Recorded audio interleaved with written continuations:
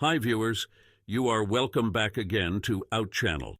As we always do, watch and drop your comments, opinions, and request for any health information video, and our team will make sure we make it available to you, viewing and health information delight. Today we are going into the shocking truth about bread. You'll never eat it again. You might just swear off and never eat bread again after watching this video, but let's clarify. I'm not talking about all bread, only certain types. There's good bread and there's bad bread, and today I'm going to help you understand the difference. You see, bread has been a staple for ages. It's even recommended in the Bible. Many health organizations and the food pyramid suggest including bread in your diet, but not all bread is created equal. There's a huge difference between one type and another, understanding that can make all the difference for your health. Don't forget to subscribe to our channel and hit the notification bell. Watch till the end to get the full health and wellness guide packed in this video. Much of this debate around bread is connected to the idea that whole grains are good for us, right? You see it everywhere, from cereals labeled as heart-healthy to oats and snacks for kids. I remember eating these cereals growing up, seeing that familiar whole grain label. But what else do they put in these so-called healthy grains? Right on the label, it says contains bioengineered ingredients, another way of saying GMOs. And when it comes to foods like instant oatmeal, they advertise the benefits of whole grains, but quietly ignore the loads of added sugars and other processed ingredients that go with it. Then we see even more whole grain options, like snacks labeled Grain and Grow, targeting parents who want the best for their kids. But with all the added sugars and starches, are these products as healthy as they claim to be? It's important to know the difference between the good types of bread and the ones that could be harming your health. Bread is comforting.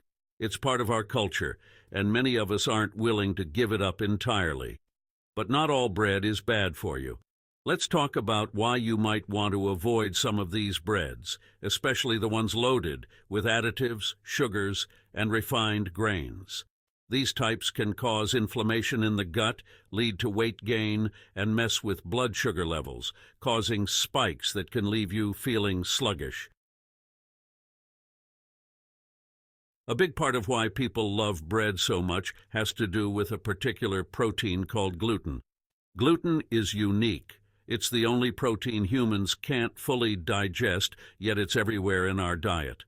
What makes gluten so appealing is the feel it gives in our mouths.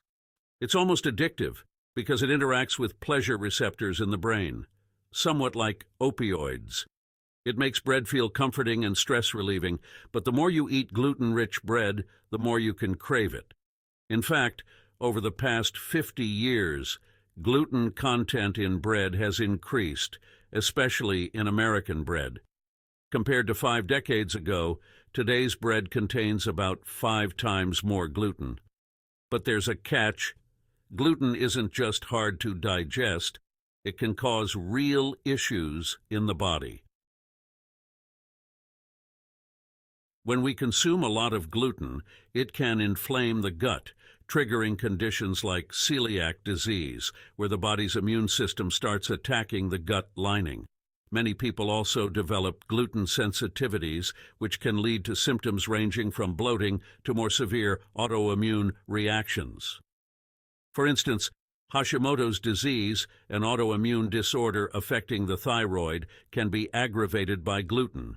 When gluten crosses into the bloodstream, the immune system can start to misidentify it, creating antibodies that sometimes mistake our own tissues as foreign invaders. This process is a big factor in autoimmune diseases, which have now become the leading type of illness in the United States, even surpassing heart disease and cancer. So what's the alternative if you don't want to give up bread altogether? One option I recommend is Einkorn flour, an ancient grain that hasn't been altered for thousands of years. Last night I tried making bread with einkorn flour. Unlike modern gluten, Einkorn's gluten is less elastic, making it great for flatbreads without creating that same addictive pull. Plus, it doesn't trigger as many gut issues for most people. The starch in einkorn flour also has a lower impact on blood sugar compared to standard American bread, which can cause rapid spikes and crashes. The genetic makeup of ancient grains like einkorn is very different from the modern wheat used in most bread today. This difference in genetics changes how the body interacts with the bread, making ancient grains a much better choice for many people. Then there's the issue of phytic acid, a compound found in certain grains.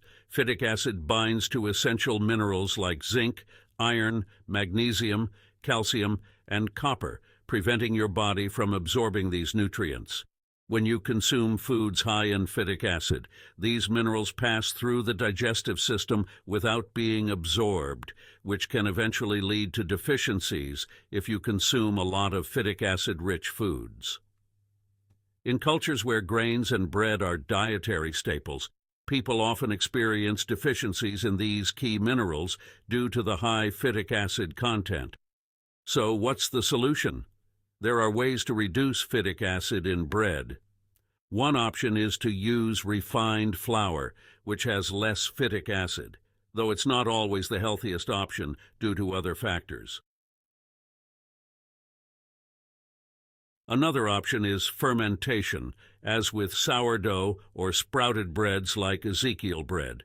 These breads have reduced phytic acid content, which means they won't rob your body of minerals as much as other breads might. And as an added benefit, fermented breads are less likely to cause blood sugar spikes. If you've ever eaten bread in Europe, say from a bakery in France or Italy, you might have noticed it feels and tastes different from bread in the United States. The longer fermentation process and the use of different types of wheat in Europe create a distinct experience. In France, for example, there are about 30,000 bakeries compared to only around 3,000 in the United States, meaning fresh, well-crafted bread is much more accessible. Plus, some ingredients commonly used in American bread are banned in Europe. Chemicals like BVO, ADA, a dough whitener, and potassium bromate are prohibited in Europe but still allowed in the United States. I've shared some great recipes below using almond flour, coconut flour, and einkorn flour if you'd like to try some healthier options. And here's one more thing to keep in mind about American bread. In the United States, wheat is often treated with glyphosate, a chemical found in products like Roundup, to speed up the drying process. While wheat itself isn't usually genetically modified, this glyphosate exposure is still something to be cautious about. And then there's acrylamide, a chemical that forms when bread is toasted or burned, which is known to increase cancer risk.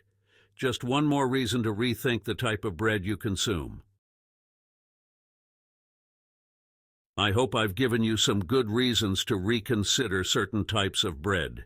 If you're interested in more information, check out the video I've linked above here, along with some delicious recipes that offer healthier alternatives. You'll be surprised by how satisfying these options can be, especially when you try them toasted. I think you're going to love the results.